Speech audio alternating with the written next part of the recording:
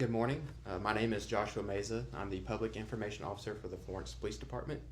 Today, the Lauderdale County District Attorney Chris Conley and Chief Mike Holt will be providing an update regarding the Calvert case. We will only be discussing the Calvert case today, and we will not be taking any questions at the end. Thank you, and District Attorney Chris Conley. Thank you, and good morning.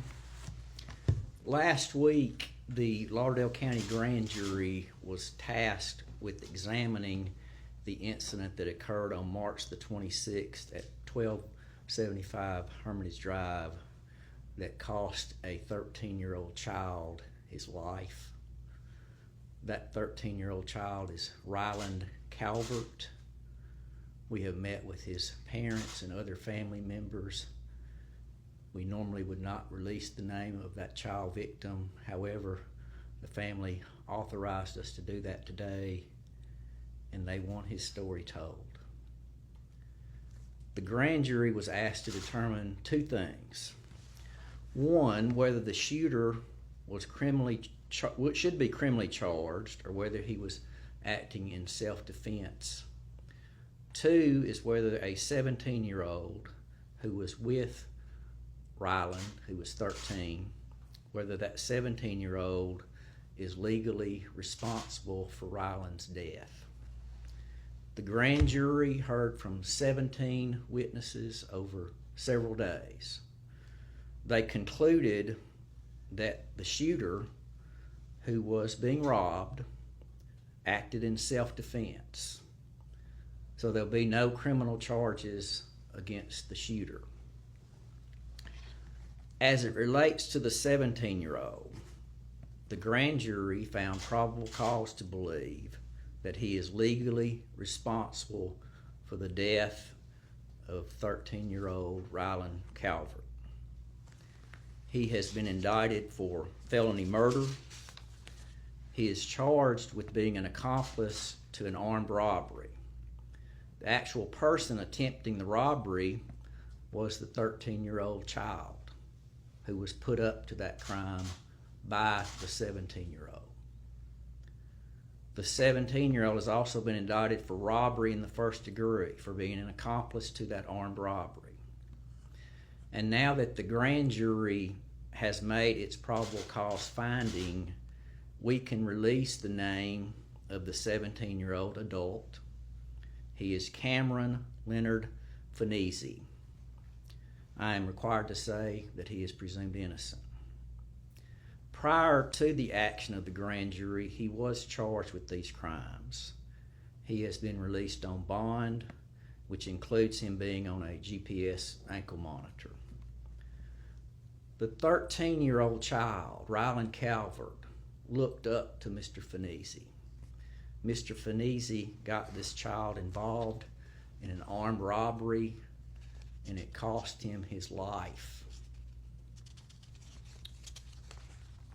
Our hearts go out to his family and to his many friends, and we in our office look forward to bringing justice to this family and holding Mr. Finese accountable for his actions. I want to thank the investigators with the Florence Police Department. They worked hard on this case. They worked diligently searching for and seeking the truth of what happened. And last week, we presented that truth to the grand jury, and now we will take this forward and get justice for Ryland Calvert.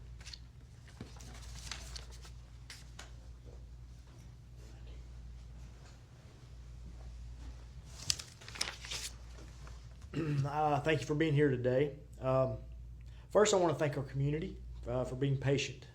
This case has taken a long time, and like the district attorney said, a lot of hard work has gone into it. Investigations of this magnitude do take time, and they don't allow us to release every single detail along the way. And this is done for a reason. One of those reasons is to protect the integrity of the investigation. What that means is to ensure that crime victims receive justice and that those accused of crimes are afforded due process. My heart also goes out to the Calvert family. I've met with them personally as well, and I cannot imagine the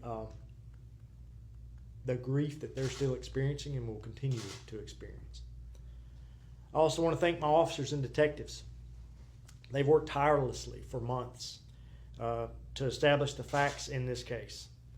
And while this case is very emotional and it will continue to be so, police officers must objectively collect and examine evidence to get to the truth. That's the job, and they did the job well. This case received a great deal of social media and public attention. Investigating crimes of this nature can take a significant personal toll on a person, just in and of themselves, but that toll can further be compounded when investigators' names and at times their professional reputations become a discussion in the public discourse. This requires our detectives and police officers to have a high level of integrity and professionalism. And I'm proud to have some of the finest detectives that law enforcement has to offer, professionals whose dedication, skill, and integrity set the standard for our field. So at this time, we're going to transition. The investigation is still an investigation, but we're going to transition to the next phase. And that means working together with our district attorney's office to prepare this case for a trial. Thank you very much.